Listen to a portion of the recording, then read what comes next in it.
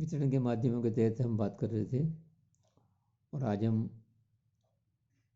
क्रियात्मक मध्यस्थ और व्यापारी मध्यस्थ के बारे में और क्रियात्मक और मध्यस्थों के मिडिलमैन के चैनल को प्रभावित करने वाले घटक क्या क्या हैं उन पर बात करेंगे। विभिन्न वितरण माध्यमों में कार्यरत सभी मध्यस्थों को हम दो वर्गों में विभक्त करते हैं, क्रियात्मक मध्यस्थ या व्यापारिक एजेंट तथा व्यापारिक मध्यस्थ।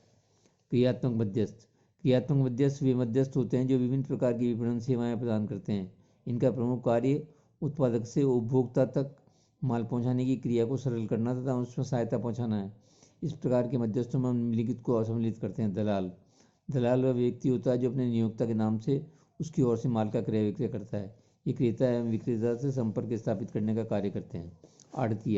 आड़तिया वह व्यक्ति होता है जिसे अपने नियोक्ता का माल बेचने का पूरा अधिकार होता है। वह अपने नियोक्ता का माल अपने नाम से बेच सकता है। कमीशन एजेंट वह व्यक्ति है जो किसी भी व्यक्ति द्वारा अपनी ओर से माल क्रय करने के लिए नियुक्त किया जाता है। ये अपने नियोक्ता के हित के लिए माल का क्रय विक्रय करते हैं जिसके बदले में इन्हें कमीशन मिलता है। चौथा, परिशोध का अभिकर्ता। जब एजेंट पर माल विक्रय करने के अतिरिक्त उधार विक्रय की राशि को वसूल करने का उत्तरदायी भी डाला जाए तो ऐसा एजेंट परिशोध अभिकर्ता कहलाता है। नंबर 5, फॉरवर्डिंग या अग्रेषण एजेंट। जो एजेंट बंदरगाहों से विदेशों को निर्यातकर्ताओं की ओर से माल लदवाने के लिए नियुक्त किया जाता है वह फॉरवर्डिंग एजेंट या अग्रेषण एजेंट कहलाता है। इसके बाद छठा है क्लियरिंग एजेंट। यह वह एजेंट होता है जो आयात किए हुए माल को आयातकर्ता की ओर से छुड़ाता है तथा आयातकर्ता के पास पहुंचाता है। सातवां, नीलामकर्ता एजेंट। यह वह एजेंट है जो माल को नीलाम द्वारा विक्रय करने की व्यवस्था करता है।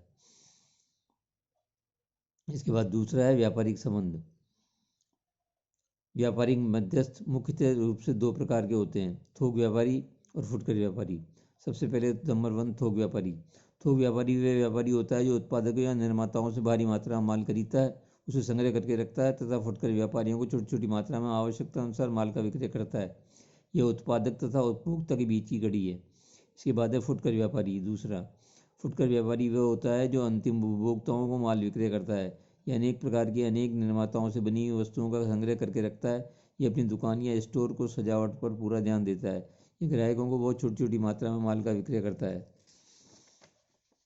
फुटकर व्यापारियों को दो वर्गों में बांटा जा सकता है, लघु स्तरीय फुटकर व्यापारी। लघु स्तरीय फुटकर व्यापारी बहुत ही छोटे स्तर पर सीमित क्षेत्र में कारोबार करते हैं। ऐसे फुटकर व्यापारियों में फेरी वाले, गली के दुकानदार, पुराने माल के दुकानदार, विशिष्ट फुटकर दुकानें, साधारण सामान के जनरल स्टोर आदि को सम्मिलित किया जा सकता है। दूसरा है दीर्घ स्तरीय फुटकर व्यापारी। दीर्घ स्तरीय फुटकर व्यापारी वे होते हैं जो बहुत व्यापक स्तर पर अपेक्षाकृत बहुत बड़े भौगोलिक क्षेत्र के उपभोक्ताओं को माल का विक्रय करते हैं। इनमें विभागीय भंडार, श्रृंखलाबद्ध दुकानें जैसे बाटा की दुकानें, फ्रेंचाइजी शॉप जैसे बॉम्बे डाइंग, DCM शॉप आदि, सुपर बाजार, उपभोक्ता सहकारी भंडार, एक मूल्य दुकान, किराया क्रय एवं किस्त भुगतान विक्रय वाली दुकानें, डाक द्वारा व्यापार करने वाले संस्थान सम्मिलित किए जा सकते हैं। अब वितरण के माध्यम को चयन को प्रभावित करने वाले घटक क्या क्या हैं उस पर हम बात करेंगे। सबसे पहले ग्राहक या बाजार संबंधी बातें। किसी भी उत्पाद के लिए किसी वितरण माध्यम का चयन करते समय उस उत्पाद के ग्राहकों तथा बाजार संबंधी निम्नलिखित बातों पर ध्यान देना आवश्यक होता है। वस्तुओं के क्रेता।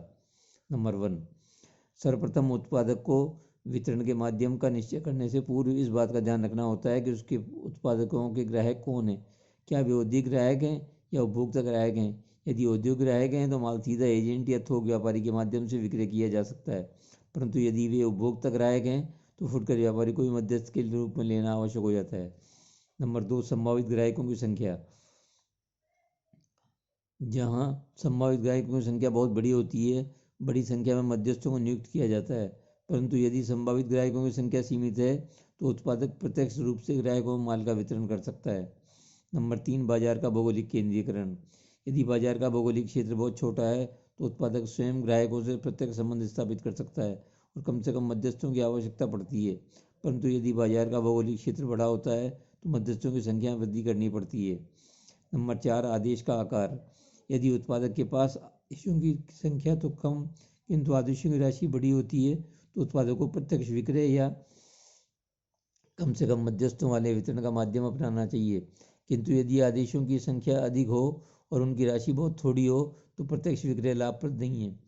5वां, क्रेताओं की क्रय आदतें। वितरण के माध्यमों को चुनते समय क्रेताओं की क्रय आते जैसे क्रय के बाद सेवा इच्छा प्राप्ति की इच्छा, एक दुकान पर क्रय करने की इच्छा आदि को ध्यान रखना आवश्यक है। क्रय की बारंबारता। छठा, यदि उत्पादक दैनिक उपभोग से संबंधित है और एक ही व्यक्ति द्वारा थोड़े से समय में ही उन्हें बार बार क्रय किया जाता है तो उन उत्पादों के विक्रय के लिए अधिक मध्यस्थों की नियुक्ति किया आवश्यक है। किंतु जिन उत्पादकों का एक ग्राहक द्वारा यथायथ क्रय किया जाता है उसका प्रत्यक्ष विक्रय किया जा सकता है। नंबर सेकंड, उत्पाद या माल संबंधी बातें। प्रति इकाई लागत। नंबर 1, यदि उत्पाद की लागत कम होती है तो मध्यस्थों की संख्या प्राय लंबी होती है। इसके विपरीत मूल्यवान उत्पादों का विक्रय प्रत्यक्ष रूप से या कम से कम मध्यस्थों के प्रयोग से होता है। उदाहरणतः जवाहरात तथा मोटर कार के कई बार मध्यस्थ नहीं होते और कई बार केवल एक ही मध्यस्थ एजेंट कार्य करता है। नंबर 2, उत्पाद का भार। उत्पाद का भार भी मध्यस्थों की संख्या को प्रभावित करता है। जिन उत्पादों का भार बहुत अधिक होता है प्राय मध्यस्थों की संख्या कम होती है। उत्पादक प्रत्यक्ष रूप से उपभोक्ताओं को माल विक्रय कर देता है। उत्पाद की स्थायित्वता। यदि उत्पाद नाशवान है तो मध्यस्थों की संख्या कम होगी। इसके विपरीत यदि ज़्यादा समय तक टिक सकते हैं और ख़राब नहीं होते तो मध्यस्थों की संख्या लंबी हो सकती है। उदाहरणतः साग सब्जी दूध दही आदि जल्दी नष्ट होने वाले उत्पाद हैं, अतः जितना हो सके कम से कम मध्यस्थों का उपयोग करना चाहिए। नंबर 4, उत्पादन की तकनीक। यदि उत्पाद की तकनीक प्रकृति के हैं तो उत्पाद को प्रत्यक्ष रूप से या कम मध्यस्थों के प्रयोग से ही माल का विक्रय करना चाहिए। कैनन एवं ट्विचर्ट ने अनुसार उत्पाद जितनी तकनीक प्रकृति है उतने कम मध्यस्थों की श्रृंखला की आवश्यकता पड़ती है। प्राय उद्योगों के काम में आने वाले उत्पाद प्रत्यक्ष रूप से विक्रय किए जाते हैं। उसी प्रकार रेफ्रिजरेटर स्कूटर आदि के निर्माता भी एक एजेंट को मध्यस्थ के रूप में नियुक्त करते हैं। नंबर 5वां, निर्मित उत्पादों की संख्या। उत्पादक को द्वारा निर्मित उत्पादों की संख्या वितरण के माध्यमों को प्रभावित करती है। यदि उत्पादक केवल एक या दो उत्पादों का निर्माण करता है तो उसे मध्यस्थों की सहायता कम लेनी चाहिए। यदि वह कई उत्पादों का निर्माण करता है तो उसको मध्यस्थों पर अधिक निर्भर रहना पड़ता है। उदाहरणतः हिंदुस्तान लीवर लिमिटेड कंपनी कई प्रकार के उत्पादों का निर्माण करती है, अतः उसे मध्यस्थों पर काफ़ी निर्भर रहना पड़ता है। जबकि दूसरी ओर बाटा कंपनी केवल जूतों का निर्माण करती है, अतः वह प्रत्यक्ष रूप से उत्पादों का विक्रय करने में समर्थ है। छठा, प्रतिस्पर्धी उत्पादों के वितरण साधन। यद्यपि किसी भी उत्पाद को अपने प्रतिस्पर्धी की नकल नहीं करनी चाहिए, किंतु प्रतिस्पर्धी पर ध्यान अवश्य रखना चाहिए। प्रतिस्पर्धी द्वारा प्रयोग किए गए वितरण के माध्यमों का विश्लेषण करके उसकी उपयुक्तता पर विचार करके वितरण के माध्यमों का चुनाव करना चाहिए। 7वां, उत्पादन की स्टाइल तथा फैशन। जिस उत्पाद की स्टाइल तथा फैशन में दिन प्रतिदिन परिवर्तन होते हैं उस उत्पाद के निर्माता को कम से कम मध्यस्थ के माध्यम से प्रत्यक्ष रूप से माल का वितरण करना चाहिए। उदाहरणतः एक रेडीमेड कपड़ों के निर्माताओं का प्राय प्रत्यक्ष रूप से माल का विक्रय करता है, कभी कभी वह एक मध्यस्थ का प्रयोग कर लेता है। 8वां, विक्रय के बाद सेवा। जिन उत्पादों के लिए विक्रय के बाद सेवा की आवश्यकता रहे और निर्माता सेवा प्रदान करना आवश्यक समझता हो उसे कम से कम मध्यस्थों का प्रयोग करना चाहिए। तीसरा है संस्था संबंधी बातें। संस्था की ख्याति। अच्छी ख्याति वाली संस्थाएं अपनी पसंद के अच्छे वितरण के माध्यमों का चुनाव कर सकती हैं, क्योंकि कई मध्यस्थ अच्छी ख्याति की वाली संस्थाओं के माल के विक्रय के लिए तैयार रहते हैं, अतः संस्था की ख्याति के आधार पर मध्यस्थों की संख्या कम एवं ज़्यादा हो सकती है। दूसरा, वित्तीय साधन। वित्तीय साधन सबसे महत्वपूर्ण तत्व है जो वितरण के माध्यमों को प्रभावित करता है। जिस संस्था के पास वित्तीय साधन विस्तृत होते हैं वहाँ मध्यस्थों कम से कम पाए जाते हैं, और जिनके पास वित्तीय साधनों की कमी है उनके मध्यस्थ भी अधिक रहते हैं। तीसरा, प्रबंधकों का अनुभव एवं योग्यता।